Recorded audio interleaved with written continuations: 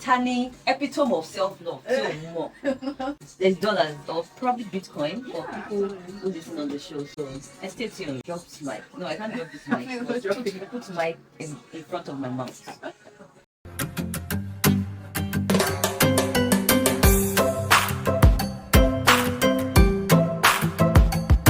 Is 50-50 with Loving Me right here on 101.7 Kids FM. You are locked in to the Breaktime Show. My name is Dara. Unstoppable. Time is 10:07 a.m. Are you excited? Are you excited? Because I am. It's time for Women's Nest. Yes! And I told you that we are having a very special guest in the studio today. Her name is Misturah Owolabi. Our wonderful Misturah is a distinguished and award-winning Nigerian creative professional. Now, she has worked for so many years in the advertising industry and now in the fashion industry. She is the CEO of a modeling company called Misty Glam. Now, this modeling company it's not just any modeling company. It's a truly inclusive modeling company, Africa's first truly inclusive modeling company that, takes in a variety of talents. I'm talking people with albinism, people with, in a wheelchair with disabilities, plus size models, not the sort you would see every single day, but she has opened the doors to all forms of people. And that modeling company is doing so well. She has worked with brands such as Lush Hair. She has worked with brands such as Oppo. Look, all over, and she's doing so well. And as a creative working in advertising, she's a copywriter and amongst other things, because I can't start listing everything that Misturah is. We'll spend all day here because she has achieved so much, including winning a Cannes Lion Award. Okay, so that's a big deal. If you don't know Cannes, just Google it. You will see that it's a big deal. So please join me in welcoming again Misturah Owolabi. Thank you. I wish we had more time so that I would do your intro justice, but no, see me blushing. Thank you so much for coming on the show. So this week we are talking about mental health. Now, all week long we've been speaking on, self-care. We've touched physical self-care, we've touched emotional self-care, and I will still have you, touch a bit on these because I know that it's something that you've worked on, because I know that you love working out, and I see your Instagram posts all the time, muscle mummies on the IG story. So you help us, just touch a bit on those. But today specifically on the show, we are talking about mental health care. And one of the things that a lot of women do without realizing subconsciously is that they talk down on themselves. Society has told them that, you're too small, you can't do this, or, women shouldn't be doing this or doing that. So subconsciously, when things happen, they say, oh, I'm not big enough for this opportunity, or I'm not good enough for this opportunity. And without them realizing, it adversely impacts how they treat themselves. And then they begin to love themselves less without even realizing it. So first of all, I want you to tell us, how did you learn to love yourself? Thank you very much for having me on the show. So first, I'm not going to sit here and say, oh, I woke up one day and just decided to love myself, right? I would like to first admit or tell you that it was a gradual process. You need to come to the acceptance that you are who you are and you're never going to be like the next person. I know a lot of people would say, oh, maybe the first step to loving yourself is remembering that there are people out there who are not as good as you. Yeah. But forget all of that. You'll meet people that will be better than you are. People who are perfect, people whose lives you would want, you would envy, right? But then the first step to loving yourself rather is to accept that you're unique in your own way. You need to appreciate the fact that, oh, this is who you are, this is your body. Your body does all of these great, amazing things for you. Your body keeps you alive. Your body keeps you functional, right? And that is when you get to understand that it's more than just how you look, what you call flaws, what you call imperfections. It's about all of the great things that can come out of that small body that you have, that, that organ that drives you, that keeps you awake, that puts you on your toes.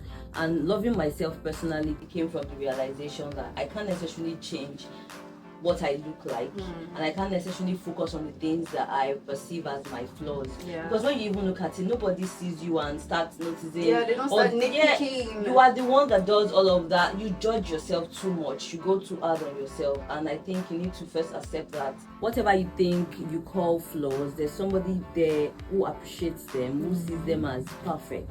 So acceptance is the first thing. I realized that I'm short, I'm 5'2". I can't do anything about that. But she's cute. 5'2" is a very cute height, by the way. I mean, yes, I agree.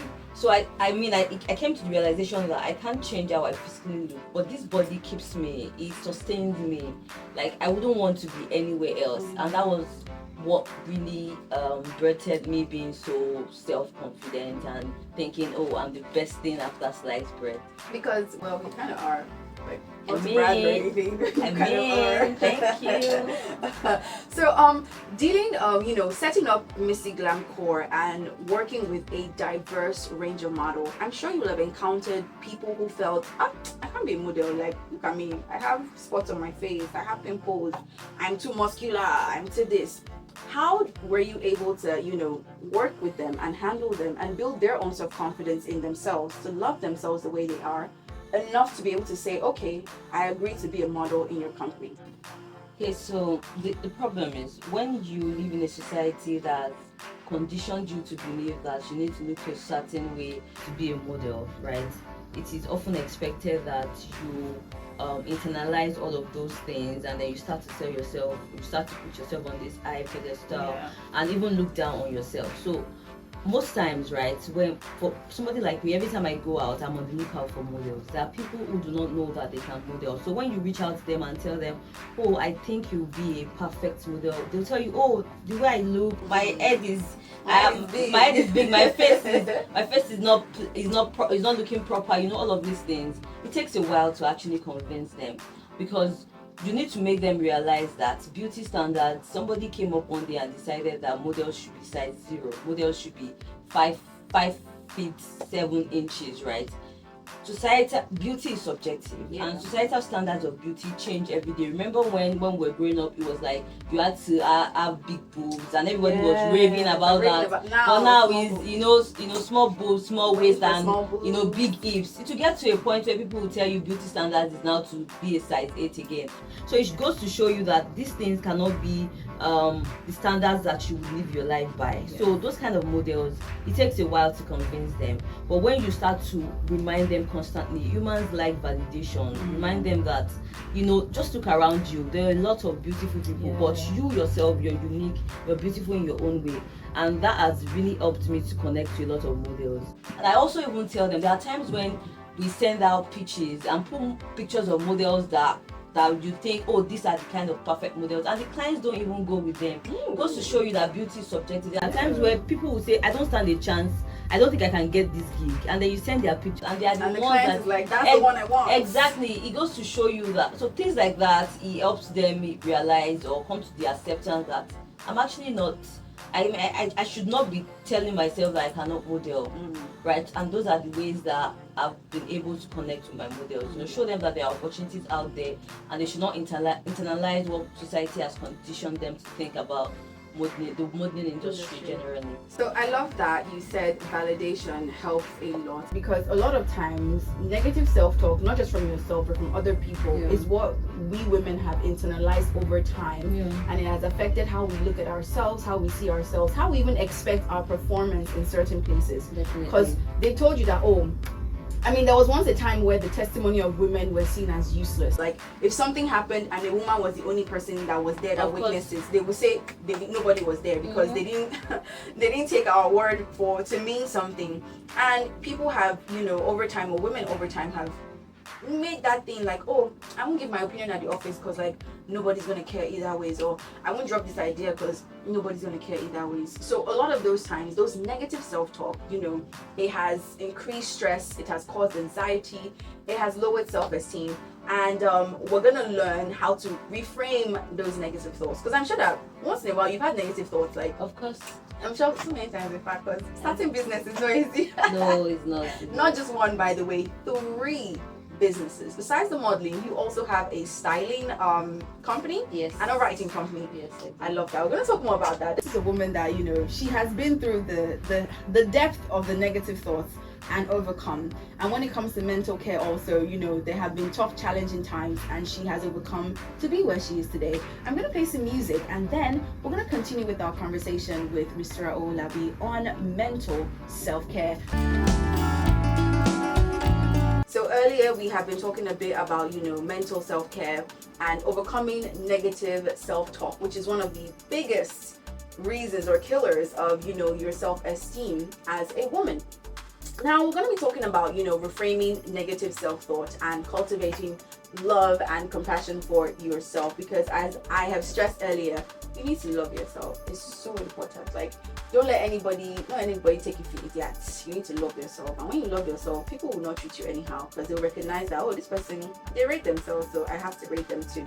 Now, I'm aware that you are a lupus warrior, and for those who don't know what lupus is, it's an autoimmune disease whereby your body, your immune system, basically sees you as the enemy and attacks your body. From the little I know that when you first got that diagnosis, it was a lot to take in.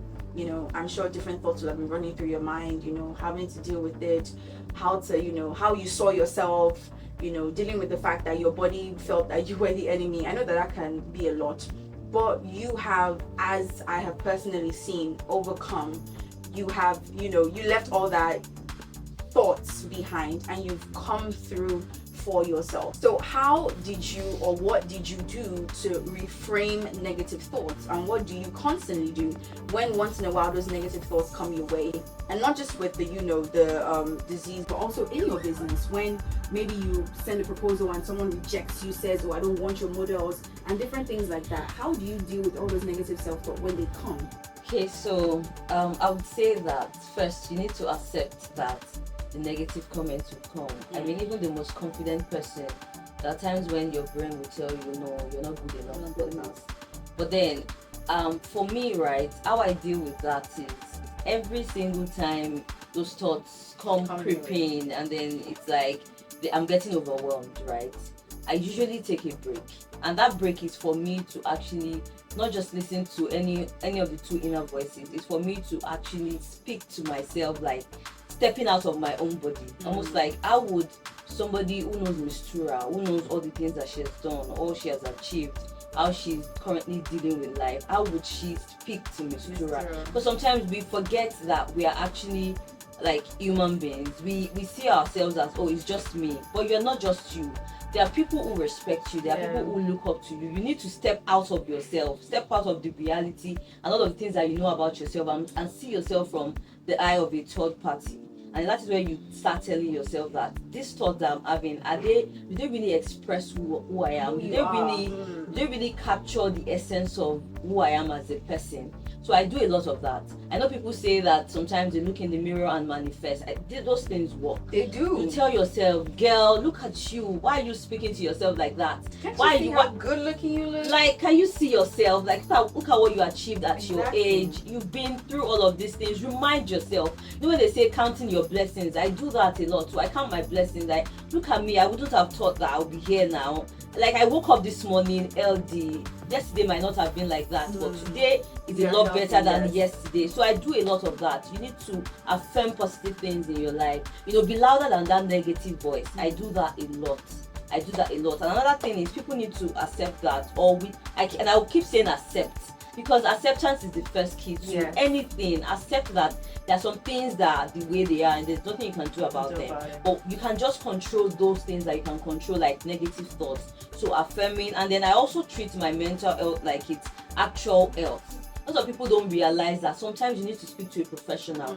When the negative thoughts get too loud, when affirming isn't working, you need to actually speak to professional. You know, when people hear mental health, they think, oh, I don't want to be associated with, or I don't want people to think that I have problems with my brain. But it's actually the same way you would have body pain, leg pain. And you go to a doctor. Exactly. It's the same way. When the negative thoughts get too loud and you can't seem to affirm, you can't seem to say anything to get yourself out of that, then I think you need to start considering seeing a professional, speak to somebody that you can share your thoughts with, people who can actually, look into what is wrong with you and let you know if it's actually a proper issue you should be addressing. For me, when I got diagnosed, I was depressed for a while. When it first started, I thought it was self-pity. I was pitying myself. I was feeling bad about my situation. But it got worse that I couldn't see past what I was going. Everything felt like I just wanted to end things. I was tired of the life that I was living. And I realized that it was time to speak with my doctors. I had to open up. And I realized that it was actually a proper condition. And people who face things like that and don't realize it, they feel I'm just sad or this is just how my life is. It is never just how your life is. You can change. You can change anything, right? If you can't speak to yourself, you can't say positive things to yourself, get people in your life who care about you to remind you. Is so important. Yes, you need people around to support you, to carry you. And if that's not working, then you need to speak to a doctor, because the mental health is everything. When your brain is solid, there's nothing you cannot achieve. Like you're unstoppable, like Dara here. No, I love that there are so many things that you mentioned that we've already talked about, like in this month already. First of all, self-acceptance. That was what we talked about all through last week. Learning to love your own uniqueness, learning to love yourself for who you are, learning to love your body the way your body is. There's some things that you could change. For example, if you've gone to the doctor and they say, oh, the way you are too skinny is unhealthy. Of course. Definitely. Because you love yourself, you would do what's best for your body. Take that extra effort to change what you can control. But there's some things you can't control, like the way your nose is big, my dear. And let me tell you, that big nose, they didn't tell you, but that nose is very, very cute, okay? It's a cutie nose. So don't let anybody tell you your nose is big. It's cute. Can I share a personal story about Please this? Go ahead. I remember growing up and I had really full lips. And at the time, I don't know if you remember, people used to tease. There are so many names for names. Terrible nicknames. And then I grew up and it became the in thing, and everybody started, now people are doing getting surgery to get full lips. It was shocking, and that's how you know that beauty is so subjective, and you shouldn't hold yourself to standards that will change the next day. Just change. So whatever you consider, my nose is too big, all of these things don't matter at the end of the day. It's like the essence of who you are. That's what should shine through. That's what should shine through. The real you, not just your physical attributes. I love that we touched on that too, because it just it rehashes what we've already discussed on the show. Now I'm gonna play some music, and then we're gonna come back and learn about how creativity has a very important role in improving our mental health. Because we have one of the most creative persons that I know here, and I'm not just talking when it comes to creating great ads that you have probably seen on TV. I'm also talking about style, because the way Misturah, her style game just went from 0 to 100. We'll be talking about that. Right now, I've got to make some noise right here on the Breaktime Show. My name is Dara. Let's have fun. Looking at how creativity actually helps our mental health. Now, a lot of times when you eventually go to your, get professional help, when you speak to people, they would advise you to get a creative outlet, a healthy creative outlet. Was that the same in your case or experience? Yes, definitely. So one of the things that they'll tell you is to find something that makes you happy, something that allows you to express yourself even when you don't feel like speaking or you don't feel like interacting with others. And for me, when I got the advice, I realized that I don't know how to draw, right? I don't know how to paint. I don't necessarily have like a special talent. But for me, I'm a writer. I've always been I've been a copywriter in the marketing communications industry. And then I thought to myself, what else can I possibly do? Because writing is like my profession, and to me, you don't mix profession and fun. And that is my advice to any writer out there. Once you start writing and you monetize it, it will be so hard for you to do it for fun anymore, because now you're going to see it as work. But then that's aside.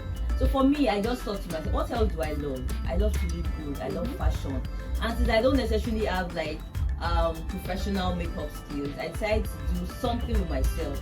How else do I express myself or improve my appearance? And that was where fashion and image styling came in. Right, so I used to be somebody that used to wear jeans and top and sneakers. I said tops and sneakers. I mean that's cool. It looks good on you. But then for me, it became a way to express myself creatively.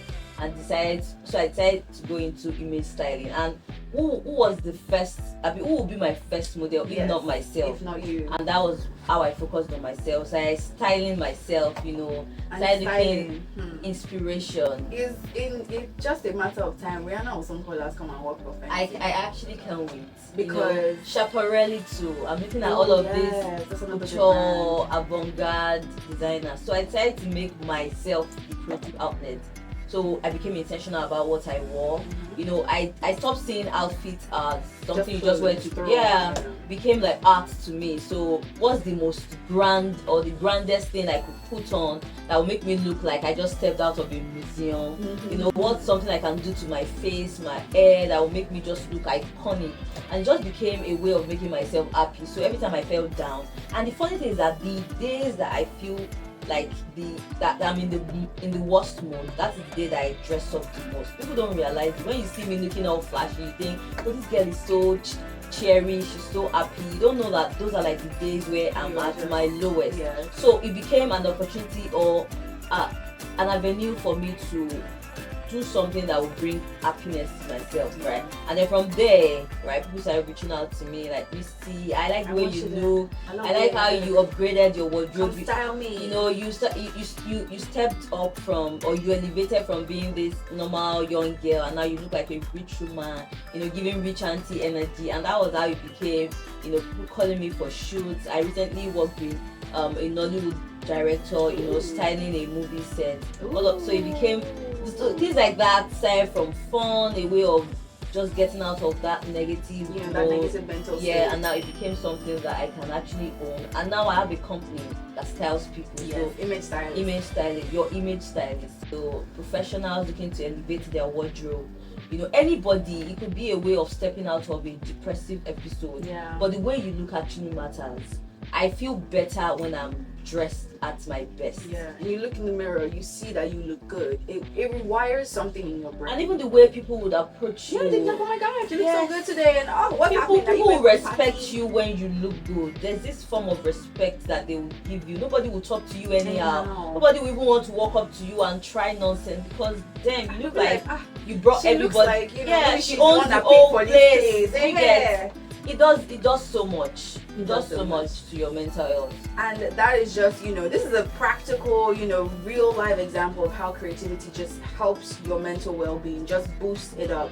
And there are other like creative ways. It doesn't have to be fashion. If you're someone who can sing, which we cannot, you can go into music. Don't say, oh, I'm not an artist, I don't know how to write songs. Try. No matter I remember when I was younger, because I write stories, short stories. But I started actually writing out like a playwright. I was a playwright when I was younger. I would write, Nollywood, Yoruba, those dramatic. I would write that for my dad, and my dad would literally pay me 50 naira. For my script, he will pay me 50 naira, and then my sister, I would jar everybody, all of us who act drama in that house. That was just, I don't even know if I was trying to cope with anything, or that was just a young person just trying to explore. But that's how I started. It can be that for you. Even if the world, you never see it, write it, do something with it. Paint. If you someone that likes to doodle on the off time, have a jotter that's dedicated to your doodling. People doodle, and if a freaking banana was taped on a wall and it sold for like millions of dollars, you don't know where your doodling eventually will get to. And even if it doesn't go anywhere, when you look at those things, you marvel at your own creativity. And there's a way that it just, it just makes your brain. It resets your brain as well. Seeing that an idea just came to life out of your own hands. It validates who you are. And we've learned already that validation does a whole lot for boosting your self-esteem, your mental health, and how you see yourself, to learn to love yourself. Thank you so much, Misturah, for coming on the show. I really enjoyed this conversation with you, and I know that our listeners did as well. I personally learned a lot, I'm going to make sure that I up my fashion game, because this outfit of jeans is not working. No, it's actually working if that's your style. Jeans is not even my style. My style is baggy pants, which I cannot be wearing outside. So. But yes, thank you so much for coming on Women's Nest. Thank you. Hopefully, some other time when we're having a different conversation, maybe something business related, we'll definitely have you back on the show. Thank you. Hopefully you have our time, because I had to I had to swim through hell and high water to create space on her schedule. You know, I'm always available to talk. I had to fight wars, giants, to make sure that she was here. Call me anytime. Call me anytime. I'll be flying down. I love the sound of that. Thank you so much. Now keep a look right here. In a few minutes, we are going to be having Sing It Lagos. That's right. I would have told her to stay, but as you have heard, she can't sing, and obviously you know that I can't sing either. So yeah, we don't want to spoil your ears this lovely morning. So keep it locked right here on 101.7 Kids FM. My name is Dara. Let's have fun.